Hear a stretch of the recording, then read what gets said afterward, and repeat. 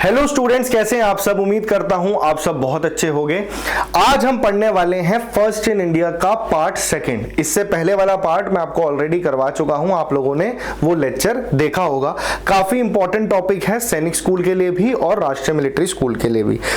इसमें से कई बार आपने देखा होगा, प्रीवियस ईयर क्वेश्चंस आपने लगाए हैं अगर, तो आपको आइडिया होगा कि यहां से कोई ना कोई क्वेश्चन जरूर बनता है। सैनिक स्कूल में कम से कम एक क्वेश्चन जरूर आएगा और आरएमएस में कम से कम 2 और इससे ज्यादा भी हो सकता है। ठीक है ना। तो काफी इंपॉर्टेंट, काफी इंटरेस्टिंग सा टॉपिक है। काफी सारे फैक्ट्स आपको इस टॉपिक में जानने को मिलेंगे। तो पहला लेक्चर हम कर चुके हैं, इसके 3 पार्ट्स और जाएंगे क्योंकि काफी बड़ा एक टॉपिक है और एक साथ अगर आपको मैं इतनी सारी इंफॉर्मेशन दूंगा तो आपके लिए भी डाइजेस्ट कर पाना थोड़ा मुश्किल होगा, है ना। तो आप मेरे साथ क्लासेस भी लेंगे, आपके पास स्टडी मटेरियल है उसको आप पढ़ रहे होंगे, साथ में आप असाइनमेंट लगाएंगे, ओवरऑल आपकी तैयारी हो जाएगी। और फिर जब हम बैक टू बैक क्वेश्चंस की प्रैक्टिस करेंगे तो आपका पूरा सिलेबस बहुत बेहतरीन तरीके से रिवाइज होता चला जाएगा। ठीक है, तो चलिए फर्स्ट इन इंडिया को शुरू करते हैं। This is part 2 of this lecture. शुरुआत करते हैं। काफी आसान जो है ये फैक्ट है, काफी आसान सवाल है। डायरेक्ट एग्जाम में क्वेश्चन आता है कि आजाद भारत के पहले प्रधानमंत्री कौन थे। तो आप सबको पता होगा, इनका नाम है पंडित जवाहरलाल नेहरू।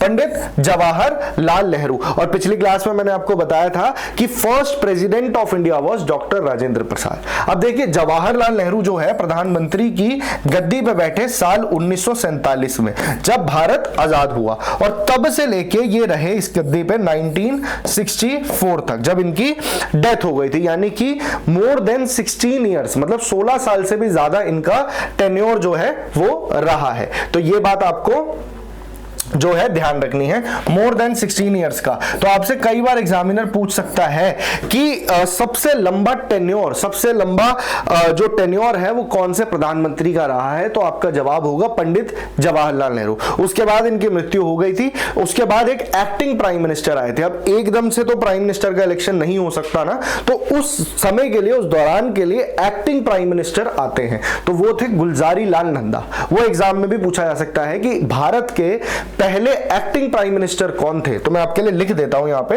ताकि आपको याद रहे। जब इनकी डेथ हुई उसके बाद आए फर्स्ट एक्टिंग प्राइम मिनिस्टर, सिर्फ 13 दिन के लिए। उसके बाद लाल बहादुर शास्त्री जो हैं वो फाइनली प्राइम मिनिस्टर बन गए थे और उनकी भी आगे जाके मृत्यु हो गई थी, तब भी एक्टिंग प्राइम मिनिस्टर आए थे। तो ये एक्टिंग प्राइम मिनिस्टर कौन थे? गुलजारी लाल नंदा। एक एक्स्ट्रा फैक्ट है और एग्जाम में पूछा जा सकता है भाई, गुलजारी लाल नंदा। क्लियर हो गई ये बात। तो हमें पता लगता है जवाहरलाल नेहरू का इतना लंबा टेन्योर रहा and he was the first prime minister of independent India. चलिए आगे बढ़ते हैं। तो मैंने आपको पहले भी बताया था कि पिछली बार हमने डिस्कस किया था कि कॉन्स्टिट्यूएंट असेंबली के बारे में, वो सभा जिसने हमारे संविधान की रचना करी थी। तो उस असेंबली के प्रेसिडेंट भी थे डॉक्टर राजेंद्र प्रसाद। और जब हमारा देश एक रिपब्लिक बना, रिपब्लिक कब बना हमारा देश? तो वो डेट थी 26 जनवरी को। 26 जनवरी जब हमारे देश का संविधान लागू हुआ, 26 जनवरी 1950। और यही वो दिन था जिस दिन डॉक्टर राजेंद्र प्रसाद जी को देश का प्रेसिडेंट बनाया गया था। और इनका भी अब तक सबसे लंबा टेन्योर रहा है, लगभग 12 साल के लिए, फॉर 12 ईयर्स। और 1962 तक इनका टेन्योर चला और ये बैक टू बैक इलेक्ट हुए, मतलब कि इन्होंने 2 कंसेक्यूटिव टर्म सर्व करे। 1952 में पहली बार इलेक्शन हुए, तब तक रहे, और फिर 2 बार इन्होंने लंबा समय इन्होंने काटा as the president of India. और इंडिया में ऐसी कोई लिमिट नहीं है। जैसे अमेरिका में आप देखेंगे कि कोई भी प्रेसिडेंट कंसेक्यूटिवली, यानी एक के बाद एक 2 टर्म्स ही सर्व कर सकता है। और अमेरिका का प्रेसिडेंट की जो टेन्योर होता है वो 4 वर्ष का होता है, भारत में 5 वर्ष का होता है। तो ऐसा कुछ नहीं है, इंडिया में आप री इलेक्ट हो सकते हैं कितनी भी बार। और सबसे लंबा टेन्योर डॉक्टर राजेंद्र प्रसाद। चलिए आगे बढ़ते हैं। First person to get Param Vir Chakra, पहले व्यक्ति, पहले ऐसे बहादुर जिन्हें परमवीर चक्र से सम्मानित किया गया था। One of the most important questions. भैया आर्मी के लिए आप आगे अप्लाई करना चाहते हैं तो आपको ये बेसिक चीजें पता होनी चाहिए। वो क्या, पहले बता देता हूं। इंडिया में हाईएस्ट गैलेंट्री अवार्ड्स, ब्रेवरी के लिए जो अवार्ड दिया जाता है, आर्मी पर्सनल्स को दिया जाता है, जो फोर्स के पर्सनल्स होते हैं उन्हें दिया जाता है। तो उनमें मैं आपको बता दूं कि हाईएस्ट गैलेंट्री अवार्ड है, मैं शॉर्ट फॉर्म लिखूंगा, परमवीर चक्र। कौन सा है? परमवीर चक्र। उसके बाद आता है महावीर चक्र, MVC, महावीर चक्र। उसके बाद आता है वीर चक्र, उसके बाद आता है वीर चक्र। और ये तीनों ही जो मेडल्स हैं ये वॉर टाइम में दिए जाते हैं, वो समय जब युद्ध का समय चल रहा हो, वॉर टाइम में जिन्होंने ब्रेवरी दिखाई हो उन लोगों को, उन बहादुरों को ये अवार्ड दिया जाता है। फिर आता है भाई एक peace time gallantry award. Peace time में सबसे ऊपर आता है अशोक चक्र, अशोक चक्र। क्लियर? ये आपको ना क्रोनोलॉजी आपको याद रखनी है। अशोक चक्र के बाद आता है कीर्ति चक्र, कीर्ति चक्र। और उसके बाद आता है शौर्य चक्र, शौर्य चक्र। ये भी बहादुरी के लिए ही दिया जाता है, पर ये वो समय होता है जब ऑफिशियली वॉर पे नहीं होता है इंडिया, मतलब कि ये पीस टाइम में दिया जाता है। पीस टाइम का मतलब ये नहीं कि उस टाइम पे लड़ाई नहीं हो रही, आपको ये बात पता होनी चाहिए कि पीस टाइम का मतलब ये नहीं होता। पीस टाइम का मतलब ये हो गया कि उस वक्त ऑफिशियली वॉर डिक्लेयर नहीं है, पर कई बार इंडिया काउंटर इंसर्जेंसी ऑपरेशंस करता है। और आप देखते हैं कि आपने सर्जिकल स्ट्राइक को देखा और चीजों में देखा कि इंडिया अपनी बहादुरी दिखाता रहता है, स्पेशली जो पैरा ट्रूपर्स होते हैं, जो एलीट फोर्सेस होती हैं, है ना। तो ये वाले जो अवार्ड्स हैं ये मैक्सिमम पीस टाइम में दिए जाते हैं, ये वॉर टाइम में दिए जाते हैं। अब इनमें सबसे जो सर्वोच्च अवार्ड है वो है परमवीर चक्र। और परमवीर चक्र की अगर मैं बात करूं तो ये इतना रेयर अवार्ड है कि आज तक सिर्फ 21 आर्मी पर्सनल्स को दिया गया है, मतलब सिर्फ 21 फोर्स के लोगों को आज तक 21 बार ये अवार्ड दिया गया है। और इसमें से जो सबसे पहला अवार्ड था वो आपसे पूछा गया है, तो वो दिया गया था, एक हुई थी बैटल ऑफ बडगाम। ठीक है, ये तब हुई थी जब इंडिया पाकिस्तान की पहली जंग हुई थी 1947-48 के टाइम पे, after the time of partition. ठीक है, जब पाकिस्तान ने इंडिया में कश्मीर को हथियाने की कोशिश करी थी, तो मेजर सोमनाथ शर्मा को बहादुरी दिखाने के लिए वहां जो है एनिमीज को इन्होंने खूब मारा था, और ये थे मेजर सोमनाथ शर्मा जिन्हें पहला परमवीर चक्र मिला। और इन 21 में से एक एक्सेप्शन है, इन 21 में से जो 20 मेडल्स हैं, 20 अवार्ड्स हैं, ये सिर्फ आर्मी के लोगों को मिला है। सिर्फ एक इंसिडेंस ऐसा था जब एक एयरफोर्स के पायलट को ये अवार्ड दिया गया था, वो थे एक उनका नाम आपसे पूछा जा सकता है, उनका नाम था फ्लाइंग ऑफिसर निर्मलजीत सिंह सिक्खों, निर्मलजीत सिंह सिक्खों। तो आपसे एग्जामिनर ऐसे भी पूछ सकता है कि ऐसे कौन से एक लौते एयरफोर्स के पर्सनल हैं जिन्हें परमवीर चक्र से सम्मानित किया गया था, तो वो थे निर्मलजीत सिंह सिक्खों। आखिरी बार इंडिया जंग पे था 1999 की कारगिल वॉर में, और उस टाइम कारगिल वॉर हीरोज को यह अवार्ड दिया गया था। जैसे कैप्टन विक्रम बत्रा का आपने नाम जरूर सुना होगा, उनको परमवीर चक्र मिला। कैप्टन मनोज पांडे को परमवीर चक्र मिला। लिविंग लेजेंड है योगेंद्र सिंह यादव, उनको परमवीर चक्र मिला। ठीक है, तो ये इतना इंपॉर्टेंट अवार्ड है, एग्जाम पॉइंट ऑफ व्यू से काफी इंपॉर्टेंट है। तो पहला मिला मेजर सोमनाथ शर्मा को। क्लियर? चलिए आगे बढ़ते हैं। First Indian scientist to get Nobel prize, तो ये कौन है? ये है सीवी रमन। आपके लिए मैंने इमेजेस भी लगा रखी है ताकि आप डायरेक्टली रिलेट कर पाए, और हर फैक्ट के पीछे की कहानी भी मैं आपको बताता चल रहा हूं ताकि आपको ये चीजें समझ में आए। अब लास्ट क्लास में अगर आपको याद हो तो हमने डिस्कस किया था कि इंडिया में ऐसे पहले व्यक्ति कौन थे जिन्हें नोबेल प्राइज से सम्मानित किया गया था। साथ ही हमने नोबेल प्राइज की थोड़ी सी हिस्ट्री भी जानी थी कि 1901 में जो है इन प्राइजेस की शुरुआत हुई थी, 6 फील्ड्स में दिया जाता है, और इंडिया में सबसे पहली बार लिटरेचर में दिया गया था रविंद्रनाथ टैगोर जी को साल 1913 में।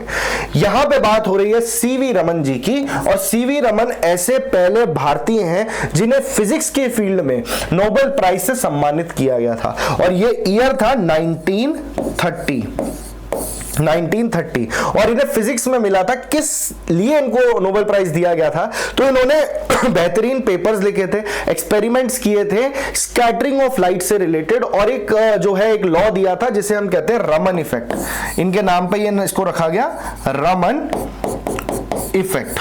और जिस दिन इन्होंने रमन इफेक्ट की खोज करी थी वो दिन था 28 फरवरी का, और 28 फरवरी को इसी दिन को याद करते हुए हम बनाते हैं नेशनल साइंस डे। क्या बनाते हैं?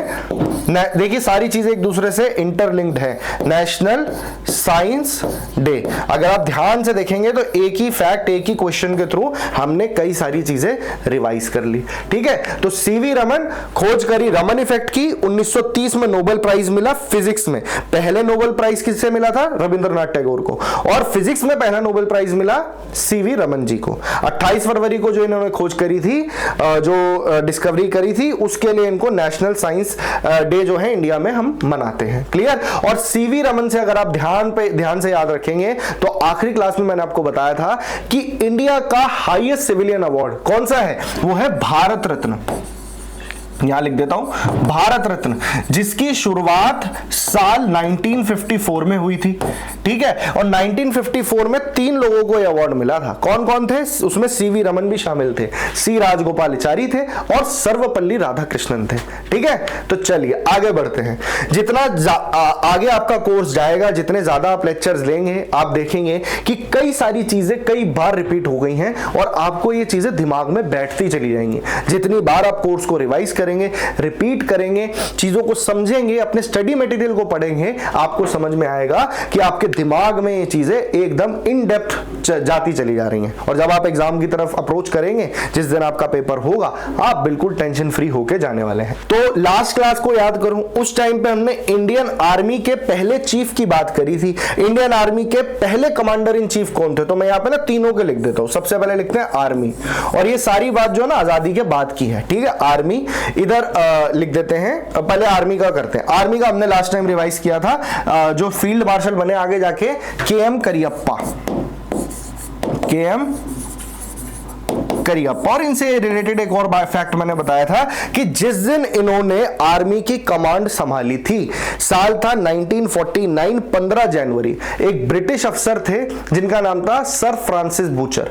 उनसे ये कमांड इन्होंने अपने हाथ में ली, यानी कि इंडियन के हाथ में आई। और इसी दिन के उपलक्ष्य में हम आज इंडियन आर्मी डे मनाते हैं। क्या मनाते हैं? आर्मी डे हम मनाते हैं। अब बात करें एयर चीफ की, यानी कि जो एयर फोर्स के जो चीफ बने वो थे air marshal Subroto Mukherjee.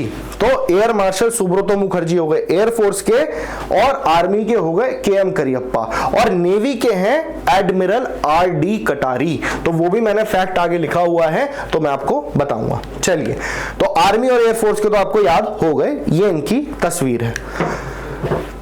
First chief of defence staff of India, CDS। अब चीफ ऑफ डिफेंस स्टाफ की जो पोस्ट थी ये साल 2019 में चालू हुई थी। अब CDS का मतलब होता है कि अलग अलग चीफ्स तो हैं, हर फोर्स के हैं। चाहे आप एयर फोर्स देख लीजिए, अलग आपको एयर चीफ मिलेंगे, नेवी के चीफ ऑफ नेवल स्टाफ अलग हैं, और चीफ ऑफ आर्मी स्टाफ अलग हैं। पर इन तीनों फोर्सेस को एक साथ नियंत्रित करने वाले, रेगुलेट करने के लिए एक सिंगल जो है पोस्ट बनाई गई, जिसको हम कहते हैं चीफ ऑफ डिफेंस स्टाफ, जो सबसे ऊंची पोस्ट मानी जाती है पूरे हमारे आर्म्ड फोर्सेस के अंदर। That is chief of defence staff. ये एकदम नई पोस्ट है, जिसे 2019 में बनाया गया था। और सबसे पहले चीफ ऑफ डिफेंस स्टाफ थे जनरल बिपिन रावत। इनकी आपने कई बार तस्वीर देखी होगी। एक दुखद घटना में साल 2021 में तमिलनाडु के अंदर इनका हेलीकॉप्टर क्रैश हुआ, जिस वजह से इनकी मृत्यु हो गई, जनरल बिपिन रावत की। अभी अगर आपसे पूछ ले कि फिलहाल जो है आपके चीफ ऑफ डिफेंस स्टाफ कौन है, तो आपका जवाब हो जाएगा general Anil Chauhan. As of अभी की मैं बात कर रहा हूं, तो अभी महीना चल रहा है फरवरी का, फरवरी 2025 की मैं बात कर रहा हूं, काफी एक लंबे अरसे तक ये रहेंगे। तो जनरल अनिल चौहान, जनरल अनिल चौहान। तो ये सवाल आपसे बिल्कुल पूछा जा सकता है। अभी current chief of defence staff है। क्लियर है? चलिए आगे बढ़ते हैं। अच्छा, चीफ ऑफ आर्मी स्टाफ मैंने आपको आखिरी क्लास में बताया था, तो वो भी आपको याद रखना है। आखिरी क्लास में मैंने आपको मनोज पांडे बताया था, एक्चुअली वो पहले थे। अभी है जनरल उपेंद्र द्विवेदी। तो यहां पे मैं बात कर लेता हूं, आर्मी के जो अभी चीफ ऑफ आर्मी स्टाफ है वो है जनरल उपेंद्र द्विवेदी। ठीक है, ये नाम आपको याद रखना है। आई होप कि आपको कंफ्यूजन नहीं हो रहा है। एक बार फिर से बेसिक स्ट्रक्चर समझ लो। आर्मी के एक चीफ अलग होते हैं, नेवी के चीफ अलग हो गए, एयरफोर्स के चीफ अलग हो गए, और इन तीनों के सबसे ऊपर होते हैं चीफ ऑफ डिफेंस स्टाफ। अभी current chief of defence staff का मैंने आपको नाम बताया, जनरल अनिल चौहान। ठीक है, करंट आर्मी के जो चीफ हैं वो है जनरल उपेंद्र द्विवेदी। क्लियर, चलिए आगे बढ़ते हैं। पहले चीफ ऑफ नेवल स्टाफ अभी मैंने आपसे जिक्र किया था, कौन थे? Vice admiral RD. कटारी। और एयरफोर्स के कौन थे? सुब्रतो मुखर्जी। ये कुछ ऐसे नाम हैं जो बार बार आपको रिपीटेड मोड पे आपको बार बार बोलने पड़ेंगे। एज इट इज तो देखिए एग्जाम में आपको लिखने नहीं है नाम, पर अगर आपने सुन रखे हैं, बार बार रिवाइज करे हुए हैं, तो ये है कि 4 में से एक ऑप्शन आपको दिख जाएगा वहां पे, और क्लियरली आप टिक मार्क उसको जो है अपनी OMR शीट में फिल कर सकते हैं। आर.डी. कटारी, चीफ ऑफ नेवल स्टाफ। चलिए आगे बढ़ते हैं। पहले चाइनीज ट्रैवलर, पहले चाइनीज पिलग्रिम इंडिया में आने वाले कौन थे? देखिए हमारे देश में फाहियान आए हैं, हमारे देश में ह्यू सांग आए हैं, अलग अलग ग्रीक अम्बेसडर्स पहले आए हैं। अगर आप एंशिएंट इंडिया देखो, ठीक है, तो इंडिया को जानने की उत्सुकता शुरू से पूरी दुनिया के पास ये उत्सुकता रही है। कोई ना कोई हमारे देश में जरूर आया है, और बड़े बड़े राजाओं के दौरान, चाहे वो चंद्रगुप्त का टाइम हो, चाहे वो हर्षवर्धन का टाइम हो, है ना, तो ये चीजें इंपॉर्टेंट है। और इन सबको खींचने वाली, बेसिकली जो चाइनीज ट्रैवल्स को इंडिया में खींचने वाली थी, चाइनीज ट्रैवलर्स को इंडिया की तरफ खींचने वाली, आकर्षित करने वाली सबसे इंपॉर्टेंट चीज थी बुद्धिज्म। क्या थी? बुद्धिज्म। क्योंकि बुद्धिज्म को मैंने आपको लास्ट क्लास में भी बताया था, जब हमने नेशनल सिंबल्स वगैरह पता नहीं कौन सा चैप्टर किया था, आप याद करना। तो बुद्धिज्म जब मैंने आपको पढ़ाया था, तब मैंने बताया था कि भाई अशोक का बहुत बड़ा रोल रहा था। उनके बेटे महेंद्र थे, बेटी संघमित्रा थी, उनके अलग अलग गवर्नर्स थे, उन्होंने पूरे साउथ ईस्ट एशिया में बुद्धिज्म को फैला दिया था। अब लोगों में उत्सुकता जागी, स्पेशली चाइना के अंदर, तो वहां पे कई ऐसे मॉन्क्स थे, ऐसी मोनेस्ट्रीज थी जिनके पास ओरिजिनल टेक्स्ट नहीं था बुद्धिज्म का। उनको यह था कि ओरिजिनल टेक्स्ट कहां है, तो भैया भारत नाम की जगह पे है, और उन्हें पूरा हिमालय वगैरह क्रॉस करके इंडिया पहुंचना पड़ेगा। तो फाहियान उस वक्त एक चाइनीज ट्रैवलर थे जिन्होंने बहुत ज्यादा कठिनाइयों का सामना करके, कई सालों का ट्रैवल करके ये भारत पहुंचे 399 एडी में। 399 एडी में 12-13 साल के इन्होंने समय काटा, लगभग 412 एडी तक ये इंडिया में रहे। और जहां पे बुद्ध का जन्म हुआ, लुम्बिनी यानी नेपाल, वहां गए, बौद्ध गया गए, बुद्धिस्ट से रिलेटेड सारी इंपॉर्टेंट जगह पे गए। उस वक्त इंडिया में जो राजा थे, स्पेशली पाटलिपुत्र वाले एरिया में, उसमें गुप्ता डायनेस्टी थी। गुप्ता डायनेस्टी में स्पेशली बताऊं तो मैं चंद्रगुप्त टू, ये भी एग्जाम में पूछा जा सकता है कि जब फाहियान इंडिया आए थे तो उस वक्त इंडिया के राजा कौन थे? वो थे चंद्रगुप्त टू। तो बुद्धिज्म के लिटरेचर को, बुद्धिज्म के टेक्स्ट को खोजते हुए ये इतना लंबा सफर तय करके, फाहियान पहले ऐसे चाइनीज पिलग्रिम थे जो इंडिया आए इस टाइम पे। तो आपको बेसिक मोटिव भी पता लग गया, मकसद भी पता लग गया कि आखिर इंडिया आते क्यों थे, क्योंकि बर्थ प्लेस जो है बुद्धिज्म से रिलेटेड सारी ऑथेंटिक चीजें उस वक्त भारत में ही थी। क्लियर, चलिए आगे बढ़ते हैं। First NSA, national security adviser of India. अब NSA क्या होता है? तो ये प्रधानमंत्री को डायरेक्टली एडवाइस करते हैं इंडिया के सिक्योरिटी इश्यूज से रिलेटेड जो चीजें होती हैं, इस तरीके की चीजें। ये नाम आपने कई दफा सुना होगा, कई मूवीज में भी देखा होगा, नेशनल सिक्योरिटी एडवाइजर। बहुत ही हाई रैंकिंग पोस्ट होती है, और ये जो है प्राइम मिनिस्टर को डायरेक्ट सलाहकार होते हैं सिक्योरिटी इश्यूज को लेकर। इनका अपना सेक्रेटेरिएट, अपने इनके फंक्शनिंग जो है रहती है, और काफी इंपॉर्टेंट पोस्ट है। फिलहाल NSA काफी फेमस पर्सनालिटी है, आपने जरूर नाम सुना होगा। इनको जेम्स बॉन्ड ऑफ इंडिया भी कहा जाता है, मिस्टर अजीत डोवाल। मिस्टर अजीत डोवाल। इनका इंडिया की पुरानी हिस्ट्री में अगर आप देखेंगे, इंडिया के ऑपरेशंस देखेंगे, चाहे वो ब्लू स्टार ऑपरेशन हो, चाहे वो ऑपरेशन ब्लैक थंडर हो, चाहे वो म्यांमार के अंदर कोई ऑपरेशन हो, तो इनका बहुत बड़ा रोल रहा है अजीत डोवाल का। ठीक है, फॉर्मर IPS थे, IB के चीफ थे, रॉ में रहे, बाहर रहे, तो काफी इंपॉर्टेंट फिगर थे अजीत डोवाल। ठीक है, ये कौन है? तो ये पहले नेशनल सिक्योरिटी एडवाइजर हैं, इनका नाम है ब्रजेश मिश्रा। तो आपसे अभी फर्स्ट इन इंडिया की बात हो रही है, तो साथ साथ जहां पे मौका लग रहा है, क्योंकि ये वो पोस्ट हैं जो आज भी मौजूद हैं, तो मैं क्या कर रहा हूं कि मैं आपको पुराना भी बताता जा रहा हूं और अभी करंट सिनेरियो भी बता रहा हूं, ताकि आप अपडेटेड रहें। ठीक है, और एग्जाम में ऐसा सवाल बन सकता है। तो Brajesh Mishra was the first, and right now current person who is holding this position is mister Ajit Doval. Clear, आगे बढ़ते हैं। First Muslim president of Indian national Congress. अगर आपको पार्ट 1 याद है फर्स्ट इन इंडिया का, तो मैंने आपको बताया था इंडियन नेशनल कांग्रेस का बहुत बड़ा रोल रहा था फ्रीडम स्ट्रगल में। इसकी जो एस्टैब्लिशमेंट थी साल 1885 में हुई थी बॉम्बे के अंदर, और सबसे पहले प्रेसिडेंट का नाम मैंने आपको बताया था इंडियन नेशनल कांग्रेस का।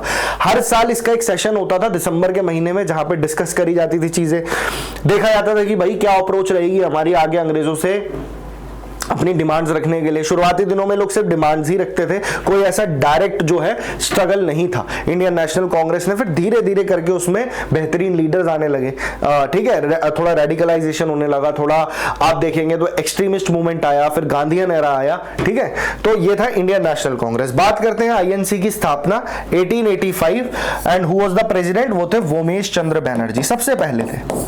अब सवाल पूछ रहा है, ठीक है भाई वोमेश चंद्र बैनर्जी तो ठीक है, पर एग्जामिनर अब आपसे जानना चाहता है कि पहले मुस्लिम प्रेसिडेंट कौन थे। तो देखिए इसके बाद एक सेशन हुआ था 1886 में, जिसमें कि दादा भाई नौरोजी प्रेसिडेंट थे, और 1887 में एक सेशन हुआ था मद्रास के अंदर। कहां हुआ था?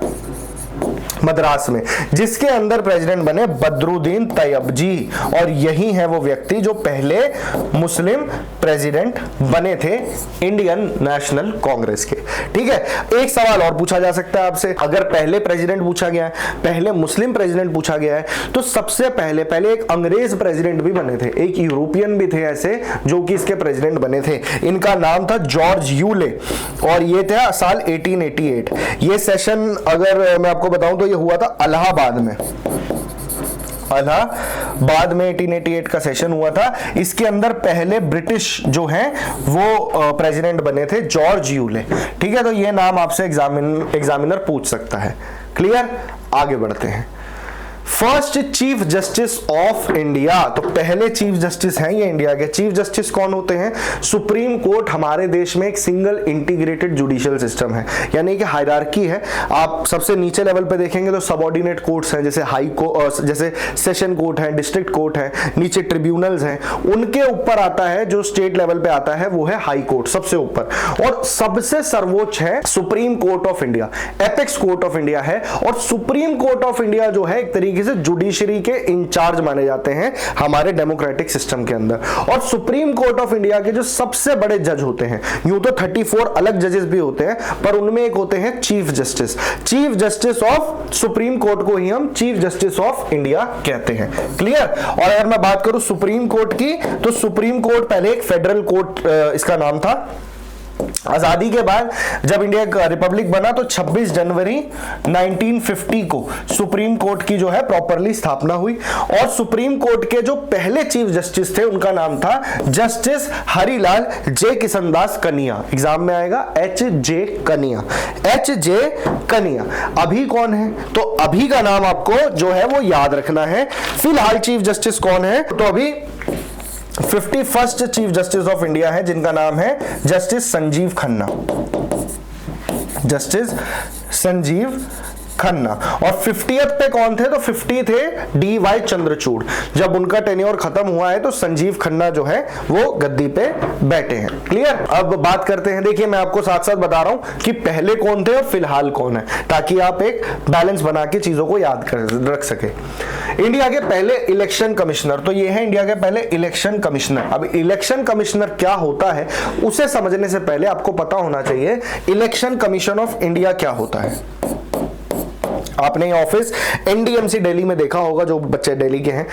तो इलेक्शन कमीशन ऑफ इंडिया की अगर मैं बात करूं तो इलेक्शन कमीशन ऑफ इंडिया का काम होता है भारत में एक सही तरीके से, फ्री और फेयर तरीके से, ईमानदारी से देश में इलेक्शंस करवाना। इलेक्शंस किस किस लेवल के, चाहे आप लोकसभा के देख लो, राज्यसभा के इलेक्शन देख लो, ठीक है, स्टेट लेवल की लेजिस्लेटिव असेंबली के जो इलेक्शंस होते हैं वो भी यही करवाते हैं, प्रेसिडेंट के इलेक्शन ये करवाते हैं, ठीक है, वाइस प्रेसिडेंट के इलेक्शन ये करवाते हैं। तो ये सारी चीजों के लिए इलेक्शन करवाने की रिस्पॉन्सिबिलिटी होती है इलेक्शन कमीशन ऑफ इंडिया की। और इसमें जो सबसे सीनियर मोस्ट पोजीशन, सबसे पावरफुल पोजीशन होती है वो होती है चीफ इलेक्शन कमिश्नर की। CEC, chief election commissioner. और यही पूछा जा रहा है कि इंडिया के पहले चीफ इलेक्शन कमिश्नर कौन थे या इलेक्शन कमिश्नर कौन थे। इनका नाम था सुकुमार सेन। इनका नाम था सुकुमार सेन। अब आप कहेंगे ठीक है, ये तो हो गई पहले की बात, एग्जाम में पूछा जा सकता है अभी कौन है। तो अभी 25th चीफ इलेक्शन कमिश्नर है, यानी कि अब तक 25 इलेक्शन कमिश्नर आ चुके हैं और 25वें हैं आपके राजीव कुमार। ठीक है, तो ये नाम भी आप याद रख सकते हैं। पहले सिंगल इलेक्शन कमिश्नर हुआ करते थे, पर 1989 में देश की जनसंख्या बढ़ चुकी थी। अब जो है वोटिंग के लिए एज को कम किया गया। ये एक इंसिडेंट है, मैं आपको बताता हूं। देखिए 1989 में क्या हुआ था, भारत के संविधान में एक चेंज किया गया और उसमें कहा गया, पहले ये था कि जो वोटिंग की एज थी वो 21 वर्ष हुआ करती थी, पर अब आज कितनी होती एज वोट डालने के लिए, तो जो भी 18 वर्ष का है वो वोट डाल सकता है। पर 1989 तक 21 वर्ष हुआ करती थी एज। अब इसके बाद एक कानून आया कि भाई अब से 18 की वो एडल्ट एज है जिसके बाद आप वोट डालने के लिए कैपेबल है। ऐसा करने से इलेक्शन कमीशन ऑफ इंडिया पे जो काम का बोझ है वो बढ़ गया। अब जो चीफ इलेक्शन कमिश्नर है उसे अपने साथ 2 और इलेक्शन कमिश्नर की जरूरत पड़ी। तो ये वो साल था जब 2 और इलेक्शन कमिश्नर्स को डाला गया। क्लियर। पर जो सबसे ऊपर होते हैं वो होते हैं चीफ इलेक्शन कमिश्नर। अभी है राजीव कुमार और पहले थे सुकुमार सेन। तो ये सारी चीजें आपको पता होनी चाहिए। First Indian to win Magsaysay. ये मैगसेसे क्या है, या इसका पूरा नाम मैं लिख देता हूं। विन से आप लगा सकते हैं आइडिया कि भैया किसी अवार्ड की बात हो रही है। तो रैमन मैगसेसे एक अवार्ड है, रैमन मैगसेसे। ये एक्चुअली किसी पर्सन का नाम था और ये पर्सन कौन थे, ये 7th प्रेसिडेंट थे। 7th प्रेसिडेंट कहां के, फिलीपींस के। ये अवार्ड भी मनीला में दिया जाता है जो फिलीपींस की राजधानी है। यहां मैं लिख देता हूं फिलीपींस। ठीक है, फिलीपींस के 7th प्रेसिडेंट थे, उनके नाम पे इस अवार्ड का नाम पड़ा। अब यह अवार्ड इतना इंपॉर्टेंट है, इसे हम नोबेल प्राइज ऑफ एशिया भी कहते हैं। यहां लिख देता हूं नोबेल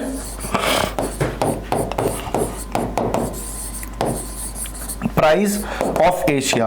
और नोबेल प्राइज अपने आप में दुनिया का सबसे जो है सुप्रीम अवार्ड माना जा सकता है एक तरीके से, और इसे नोबेल प्राइज ऑफ एशिया कहते हैं। तो ये अपने आप में एक बहुत बड़ी अचीवमेंट होगी किसी को अगर ये अवार्ड मिलेगा तो। ये है रैमन मैगसेसे अवार्ड। इसकी शुरुआत 1957 में हुई थी इस अवार्ड की।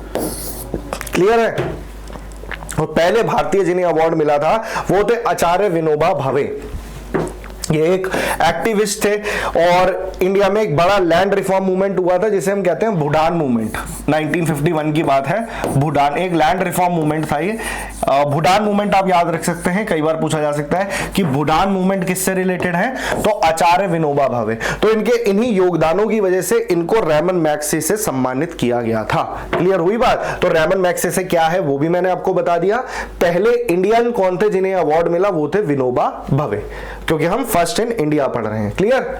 चलिए आगे बढ़ते हैं। First foreign recipient of Bharat Ratna. तो भारत रत्न मैंने आपको पहले भी बताया था, भारत रत्न की शुरुआत हुई थी 1954 में। अब पूछा जा रहा है कि पहले ऐसे फॉरेन रिसिपिएंट कौन थे। भारत रत्न इंडिया का हाईएस्ट सिविलियन अवार्ड है, पर ये किसी फॉरेनर को भी दिया जा सकता है। और ऐसा इतिहास में 2 बार ऐसा हुआ है जब इस अवार्ड को किसी बाहरी इंसान को दिया गया है। तो इनमें से जो पहले थे वो थे खान अब्दुल गफ्फार खान। खान अब्दुल गफ्फार खान को ये अवार्ड मिला था 1987 में। खान अब्दुल गफ्फार खान कौन थे, इन्हें हम फ्रंटियर गांधी भी कहते हैं। क्या कहते हैं, यहां मैं लिख देता हूं फ्रंटियर गांधी ने कहा जाता था। ये एक्चुअली पाकिस्तान के एक फ्रीडम फाइटर थे, पश्तून थे, जिन्होंने अंग्रेजों के खिलाफ अपनी जंग जो है फ्रीडम मूवमेंट, जैसे भारत में गांधी जी थे वैसे ही पाकिस्तान के जो, हालांकि इंडिया पाकिस्तान एक ही था, पर जो नॉर्थ वेस्टर्न प्रोविंस था, जो वो एरिया था, वहां पे जो मूवमेंट को बढ़ चढ़ के जो लीड कर रहे थे वो थे खान अब्दुल गफ्फार खान। इन्हें हम फ्रंटियर गांधी या बादशाह खान भी कहते थे। तो इनको जो है भारत रत्न से सम्मानित किया गया था साल 1987 में। 1954 में भारत रत्न की शुरुआत हुई थी। ऐसे दूसरे फॉरेनर कौन थे, तो जो एंटी अपार्थाइड मूवमेंट जिन्होंने चलाई थी साउथ अफ्रीका के अंदर, अपार्थाइड सिस्टम को खत्म किया था, रेसिज्म को खत्म किया था, नेल्सन मंडेला। ये नाम आपने सुना होगा, नेल्सन मंडेला 30 साल के करीब ये जेल में भी रहे। नेल्सन मंडेला को 1990 में भारत रत्न से सम्मानित किया गया था। तो ये दो एक्सेप्शंस है, हालांकि ये अवार्ड ज्यादातर इंडियंस को ही दिया जाता है because this is the highest civilian award of India. Clear? चलिए, तो ये दो आपको नाम याद रखने हैं। आगे बढ़ते हैं। ये सब कुछ आपके स्टडी मटेरियल में फर्स्ट इन इंडिया वाले चैप्टर में आपको देखने को मिल जाएगा, वहां प्रॉपर टेबल्स बनी हुई हैं, आप उसे पढ़ सकते हैं। आगे बढ़ते हैं। First Indian recipient of Nobel prize in economics. Nobel prize की अभी मैंने बात करी थी कि नोबेल प्राइज जो है शुरुआत 1901 में, पहले भारतीय जिन्हें नोबेल प्राइज मिला था साल 1913 में Rabindranath Tagore, but it was in the field of literature. Then physics में मिला सीवी रमन जी को। 1979 में मदर टेरेसा को भी मिला था। 1979 में कौन सी फील्ड में? पीस में। मदर टेरेसा एक फिलैंथ्रोपिस्ट थी, आपको नाम आपने कई बार सुना होगा, मदर टेरेसा। 1979 पीस में। कई सारी फील्ड्स होती है नोबेल प्राइज की, फिजिक्स में दिया जाता है, केमिस्ट्री में दिया जाता है, मेडिसिन यानी बायोलॉजी में दिया जाता है, इकोनॉमिक्स में दिया जाता है, पीस में दिया जाता है, लिटरेचर में दिया जाता है। ये 6 फील्ड्स होती हैं। अब पूछा जा रहा है भैया इकोनॉमिक्स के पहले भारतीय कौन थे जिनको कि नोबेल पीस प्राइज से सम्मानित किया गया था? डॉक्टर अमर्त्य सेन, ये इकोनॉमिस्ट थे। 1998 में इनको ये अवार्ड मिला था अमर्त्य सेन को। और किस फील्ड में? इकोनॉमिक्स में। इन्होंने काम किया था वेलफेयर इकोनॉमिक्स से रिलेटेड। इतना आप याद रखिए, वेलफेयर इकोनॉमिक्स। और इकोनॉमिक्स में पहले प्राप्तकर्ता इंडियन जो थे वो थे डॉक्टर अमर्त्य सेन। ये रही आपके सामने इनकी किताब, इनकी तस्वीर। किताब में इसलिए कह रहा हूं क्योंकि इन्होंने कई सारी बुक्स भी लिखी हैं। जब मैं बुक्स एंड ऑथर्स बताऊंगा तब बताऊंगा मैं आपको इनकी इंपॉर्टेंट बुक्स के बारे में। आगे बढ़ते हैं। First president of India to die in office. ये ऑफिस गलती से नीचे चला गया है तो इसको आप समझ जाइए, ऑफिस इसके साथ है। ऑफिस का मतलब हुआ कि ऐसे प्रेसिडेंट जो कि अपना टेन्योर सर्व कर रहे थे, अपना कार्यभार संभाल रहे थे, उसी वक्त एक तरीके से इनकी जो है मृत्यु हो गई थी। किसी ने मारा नहीं था, बट हाँ नेचुरल डेथ इनकी हो गई थी। अब तुरंत कोई प्रेसिडेंट वहां पे उस पोस्ट पे चाहिए था। अगर आपको याद हो, मैंने लास्ट क्लास में इस पे डिटेल में डिस्कशन किया था। डॉक्टर जाकिर हुसैन का एक जगह जिक्र आया था जहां पे मैंने बताया था कि ये इंडिया के पहले मुस्लिम प्रेसिडेंट थे। 1967 में प्रेसिडेंट ये बने थे और 1969 में इनकी डेथ हो गई थी। और इनकी डेथ के बाद में जो वीवी गिरी थे उस वक्त वाइस प्रेसिडेंट, वो एक्टिंग प्रेसिडेंट बनते हैं। और जब वाइस प्रेसिडेंट भी रिजाइन कर देते हैं तो चीफ जस्टिस ऑफ इंडिया को आना पड़ता है एम हिदायतुल्लाह को। तो ये कहानी मैं पहले बता चुका हूं, अभी इस पे टाइम नहीं लगाएंगे। आगे बढ़ते हैं। फर्स्ट इंडियन पायलट, भारत के पहले पायलट थे जमशेद जी रतन जी टाटा। बेहतरीन इंडस्ट्रियलिस्ट थे और इनको जो है जो लाइसेंस है, ये पहले पायलट बने थे। ये आपको बात जो है वो ध्यान रखनी है। 1929 का वो समय था जब ये इनको लाइसेंस मिला था एज अ पायलट, यानी कि इनको शौक था तो ये पायलट बने और पहले इंडियन पायलट बने JRD टाटा। अभी रतन टाटा एक्सपायर हुए थे हाल ही में, तो आप जानते हैं कितनी बड़ी लेगेसी है टाटा की। तो जमशेद जी रतन जी टाटा इंडस्ट्रियलिस्ट थे। 1929 में इनको लाइसेंस मिला था। ये ईयर मत याद रखना, पहले इंडियन पायलट थे JRD Tata. First Indian to reach Antarctica, तो ये आप तस्वीर देख सकते हैं, ये है lieutenant Ramcharan of Indian army. अब एंटार्क्टिका एक बहुत ही चैलेंजिंग सा एनवायरनमेंट होता है वहां पे। जो ग्लोब है उसमें आप देखेंगे सर्दर्न हेमिस्फीयर में बेसिकली साउथ पोल के तरफ आपको एंटार्क्टिका देखने को मिलेगा। पूरा जमा हुआ है, आइस से कवर्ड है। आज यहाँ पे तरह तरह के रिसर्च स्टेशन हैं, जैसे इंडिया का दक्षिण गंगोत्री है और भी बहुत सारे रिसर्च स्टेशन यहाँ पे रहे हैं। तो एंटार्क्टिका में कोई रहता नहीं है, अपने आप में कॉन्टिनेंट है, बहुत बड़ा कॉन्टिनेंट है, पर वहां पे अलग अलग कंट्रीज के अपने अपने रिसर्च स्टेशंस हैं। एक्सपेरिमेंटेशंस के लिए वहां पे कोई ना कोई मौजूद रहते हैं। बड़ी हार्श कंडीशंस होती हैं, पर उस जमाने में पहली बार मतलब एक इंडियन थे जब ये 1982 में एक एक्सपेडिशन के थ्रू एंटार्क्टिका गए थे। तो ये नाम इसलिए इंपॉर्टेंट हो जाता है, मिस्टर लेफ्टिनेंट रामचरण ये थे। और एक थे कर्नल IK बजाज, ये नाम आपसे पूछा जा सकता है। ये मैं क्यों बता रहा हूं, IK बजाज, ये बिल्कुल 0 डिग्री लैटिट्यूड पे गए थे। कर्नल IK बजाज पहले इंडियन थे जो कि साउथ पोल पहुंच गए थे। साउथ पोल का अलग है, याद रखना। एंटार्क्टिका, हालांकि एंटार्क्टिका के वहीं पे आपको साउथ पोल मिलेगा, बट एग्जैक्टली साउथ पोल पर पहुंचने वाले पहले भारतीय थे कर्नल I.K. बजाज। क्लियर, आगे बढ़ते हैं। First deputy prime minister of India, तो इस पे मैंने आपको आखिरी क्लास में भी बताया था कि पहले होम मिनिस्टर और पहले डिप्यूटी प्राइम मिनिस्टर। अगर आपको इसकी कहानी आपने कभी सुनी हो तो एक्चुअली में कांग्रेस वर्किंग कमिटीज ने तब जब देश आजाद हो रहा था तो ये डिसाइड किया जा रहा था कि जब तक देश में प्रॉपर इलेक्शंस नहीं होते तो देश का पहला प्रधानमंत्री किसे बनाया जाए। तो कांग्रेस वर्किंग कमिटीज में तब डिसाइड हुआ था कि भाई सरदार पटेल को बनाना चाहिए, पर गांधी जी की प्रेफरेंस थी कि हमें जवाहरलाल नेहरू को ही प्राइम मिनिस्टर रहने देना चाहिए। सरदार पटेल इंडियन मैटर्स को ज्यादा बेटर टैकल कर सकते हैं, इसलिए उनको एक होम मिनिस्टर बनाया गया, साथ ही एक ऑनररी पोजीशन दी गई एज डेप्यूटी प्राइम मिनिस्टर। तो एक तरीके से आप राइट हैंड मान सकते हैं जवाहरलाल नेहरू के। इनका भी इक्वल एक कह सकते हैं से था गवर्नमेंट के अंदर। सरदार वल्लभ भाई पटेल, जिन्हें हम आयरन मैन ऑफ इंडिया भी कहते हैं। क्या कहते हैं भाई? Iron man of India. Paper में आ जाएगा question, iron man of India किन्हें कहा जाता है। और दुनिया का सबसे बड़ा स्टैच्यू आपको नर्मदा नदी के किनारे statue of unity Sardar Vallabh भाई पटेल का ही देखने को मिलेगा। आगे बढ़ते हैं। First Indian to reach south pole, अभी मैंने आपको बताया कर्नल I.K. बजाज, तो ये नाम आपको याद रखना है, कर्नल I.K. बजाज। और एंटार्क्टिका पहुंचने वाले थे लेफ्टिनेंट रामचरण। हाँ जी, first individual gold medallist at Olympics. अब ओलंपिक्स का क्या था ना, इंडिया का आप देखेंगे परफॉर्मेंस आज भी हम देखते हैं उतना अप टू द मार्क रहता नहीं है, क्योंकि हमारे पास गोल्ड मेडल्स काफी लिमिटेड हैं, और खासकर इंडिविजुअल स्पोर्ट्स के अंदर। जब हमारी क्योंकि हॉकी में हम काफी शानदार थे, बेहतरीन थी इंडिया, और 8 गोल्ड मेडल जीते इंडिया में, इंडिया ने हॉकी के अंदर, इवन आजादी से पहले भी और आजादी के बाद भी कई मेडल जीते हैं, बट वो एक टीम स्पोर्ट है। अगर हम बात करें इंडिविजुअल स्पोर्ट की, तो इंडिविजुअल स्पोर्ट में सबसे पहला मेडल, अगर मैं सिर्फ मेडल की बात करूं, कितनी कैटेगरीज होती है मेडल की? सबसे ऊपर गोल्ड मेडल, फिर आता है सिल्वर और फिर आता है ब्रॉन्ज। ये ओलंपिक्स का क्राइटेरिया है। तो ओलंपिक्स के अंदर 1951 का जो ओलंपिक्स हुआ था, ये हुआ था हेलसिंकी के अंदर। हेलसिंकी फिनलैंड की राजधानी है, हेलसिंकी, ठीक है। और इस ओलंपिक्स के अंदर पहली बार कोई ऐसा इंडिविजुअल हमें भारतीय अवार्ड विनर मिला, मेडल विनर मिले, जिनका नाम था केडी जाधव।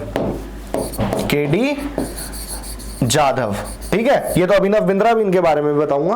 केडी जाधव जो थे, इनको रेसलिंग, कुश्ती में इनको पहली बार एक जो है इंडिविजुअल कैटेगरी में हमें मेडल मिला था रेसलिंग में, और कौन सा? ब्रॉन्ज में, ब्रॉन्ज मेडल था ये, एक ब्रॉन्ज। और लेडीज में देखा जाए तो कर्णम मल्लेश्वरी थी जो पहली विमेन थी जिन्हें की एक ओलंपिक्स मेडल मिला। आगे वो भी बताया जाएगा आपको।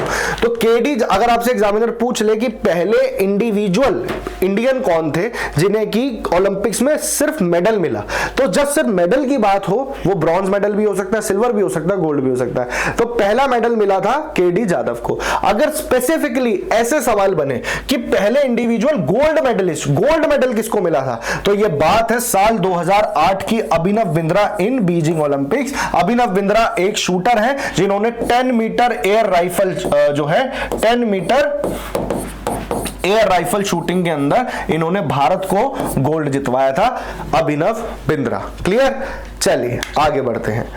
First Indian member of British parliament, ये बड़ा काफी अलग सी अचीवमेंट है ये, और उस जमाने में बहुत बड़ी बात होती थी जब इंडियन नेशनल कांग्रेस बनी, जो कि हमने जाना, अभी इतिहास के बारे में हमने डिस्कशन भी किया कि 1885 में इंडियन नेशनल कांग्रेस बनी। उस वक्त one of the founding members थे, और इंडियन फ्रीडम स्ट्रगल के इनिशियल फेज में आपको इनका नाम सुनने को बहुत मिलेगा। इनका नाम है दादा भाई नारोजी, और इनका एक ना आप कहेंगे कि इनको इस नाम से भी जाना जाता है, तो वो था grand old man of India, grand old man of India, ठीक है। He was one of the founding members of Indian National Congress. He was the president of Indian National Congress in the session of 1886 held in Calcutta. और इन्हें grand old man of India भी कहा जाता था। ये एक ऐसे पहले भारतीय थे जो कि ब्रिटेन की पार्लियामेंट में वहां पे जाकर के इलेक्ट हो गए, उनकी पार्लियामेंट में। तो आप सोचिए, इंडिया में आप सोचिए इतना मुश्किल है, और ये ब्रिटेन के अंदर जाके वहां पे एक पर्टिकुलर कॉन्स्टिट्यूएंसी थी, शायद उसका नाम था फिन्सबरी सेंट्रल, हाँ, वहां से ये इलेक्ट हुए और ये ब्रिटिश पार्लियामेंट के एक हिस्सा बन गए थे। आपको ये याद नहीं रखना, ये बात थी 1893 की। तो अगर आपसे पूछ ले कि पहले ऐसे इंडियन मेंबर कौन थे जो कि ब्रिटिश पार्लियामेंट के मेंबर बन गए, तो वो थे दादा भाई नावरोजी। ये नाम याद रखना आपको, grand old man of India ने कहा जाता था। जब हम फ्रीडम फाइटर्स के बारे में पढ़ेंगे तो आगे और चीजें जानेंगे। क्लियर? तो आज के लिए इतना रखते हैं। आज हमने काफी सारे फैक्ट्स कवर किए हैं। आई होप आपको चीजें सीखने को मिली होंगी, समझ में आया होगा, कॉन्फिडेंस आप लोगों का बड़ा होगा, और अब थोड़ा सा आपको लग रहा होगा कि हाँ यार फैक्ट्स तो ज्यादा हैं, बट हाँ कि इसको जानने में, समझने में मजा आता है, चीजों को पढ़ने में मजा आ रहा है। बार बार रिवाइज करने के लिए आपके पास स्टडी मटेरियल है ही है। लेक्चर अगर आपको अच्छा लगा है और आप दोबारा रिवाइज करना चाहते हो दोबारा देख सकते हैं। ठीक है, तो अब मैं मिलूंगा इसके अगले पार्ट के साथ। थोड़ा सा इस लेक्चर को, थोड़ा सा इस टॉपिक को और हम लेके जाएंगे आगे, क्योंकि कहीं से भी सवाल बन सकता है। और अब मिलते हैं पार्ट 3 में। चलिए, थैंक यू सो मच।